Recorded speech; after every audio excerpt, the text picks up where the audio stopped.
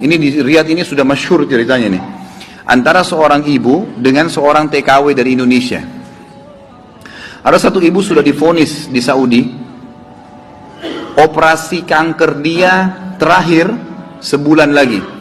Kalau tidak berhasil, dianggap sudah mati dari sisi medis. Ini keberhasilannya kecil sekali, 10%. 90% mati orang ini. Sebulan lagi menurut ilmu medis. 3 hari setelah divonis begitu sama dokter, sebulan lagi operasi terakhir, datang pembantunya dari Indonesia. Seminggu pembantu itu kerja, bagus sekali kerjanya.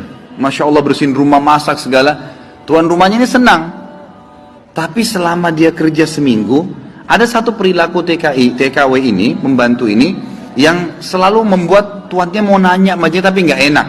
Akhirnya setelah seminggu itu ditanya, ternyata dia kalau siang hari, habis selesaikan kerjaan semua, habis siapin makan, dia masuk kamar mandi, lama di kamar mandi pembantu ini. Nggak tahu buat apa gitu.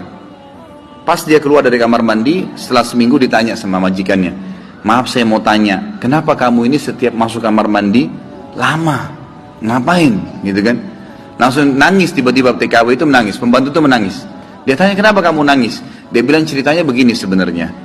Sebelum saya berangkat ke Saudi di Riyadh ini, 12 hari, ya sebelum saya berangkat ini, 12 hari sebelumnya saya baru melahirkan. Dan saya punya bayi di Indonesia. Saya lagi susuin. Nah saya tinggalkan karena keadaan ekonomi. Terpaksa saya tinggalkan. Visa sudah keluar, saya melahirkan, saya berangkat. Nah saya masuk kamar mandi ini, saya keluarin air susu saya. Karena kalau tidak payudara saya sakit.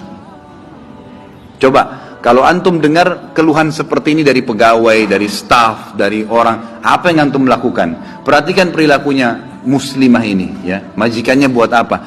Ini ternyata menjadi penyebab, penyakitnya hilang. Apa yang dia buat? Dia bilang, baiklah. Sambil dia nangis, dia dengar ceritanya, dia bilang, baiklah. Dia masuk, gajinya itu 800 real per bulan. Tuannya ini, kebetulan punya duit di rumahnya, diambil dikali 24 bulan, 2 tahun. Ini kurang lebih ya, sekitar 20.000 real sekian, 50 juta rupiah. Dikasih pembantunya, ini uang kamu ambil.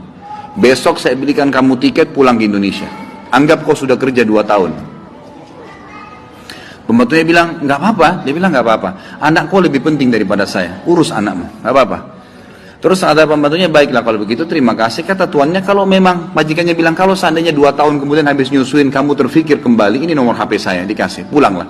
Pembantu kita sudah selesai nih, TKW sudah pulang Indonesia. Kita sekarang berhubungan dengan kisah ibu ini. Apa kata dia? Semenjak pembantu itu berangkat, mulai hari itu setiap hari saya menangis.